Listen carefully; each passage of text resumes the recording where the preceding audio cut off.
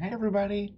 Today we're going to read Pete the Cat Checks Out the Library by James Dean.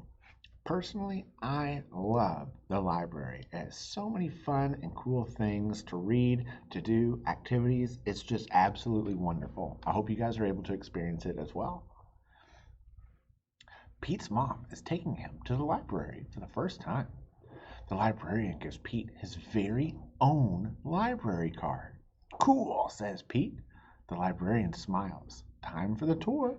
Look, my card as well. The library is just so fun. The librarian takes Pete through the library. There's a big desk where people wait to check out books. Pete sees some of his friends reading at the long table. It's very peaceful and quiet. How relaxing. The librarian takes Pete to her favorite room. There are lots of Pete-sized chairs and tables and shelves. There are books for every shape, size, and color. What do I do now? Pete asks. Now you read a book, the librarian says. Well, which book should I read? Asks Pete. You can read any book you like, says the librarian. Pete looks around. There are so many books. Pete picks up a book all about jets and airplanes. He reads it and pretends he's a stunt pilot. He flies a super fast jet and does loop-de-loops and spirals high in the sky.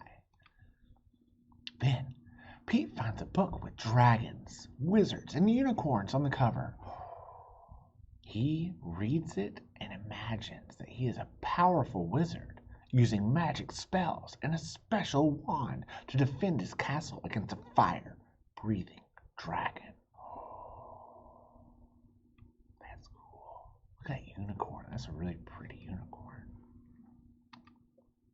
Next, Pete opens up a book about spiders and insects. He reads it and imagines that he is a scientist studying all types of critters in the world. He has to be very still to study some critters and very fast to study others. Then Pete chooses a book with all sorts of scary monsters on the cover. It's a book of fairy tales. Pete reads it again and pretends that he is in a dark, spooky forest trying to outsmart a big, bad wolf. Pete puts that book back on the shelf. It is too scary. That's okay, Pete. Pete opens up a book about the pyramids in Egypt. He reads it and pretends that he is an explorer riding a camel across the desert and climbing to the top of a giant pyramid. Whoa! Next, Pete picks a book with all sorts of robots on the cover. He reads it and imagines that he is a robot at a robot dance party. His arms and legs make whizzing sounds when he moves. When Robot Pete speaks, he says bleep, bloop, bleep.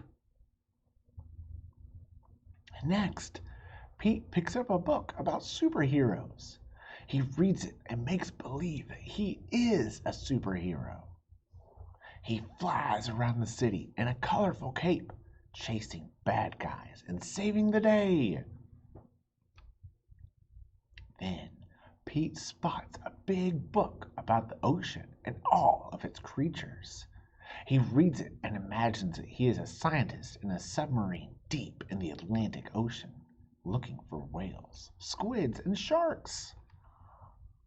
There are so many wonderful books to read at the library. Pete can be whatever he imagines with a book. Reading is super groovy.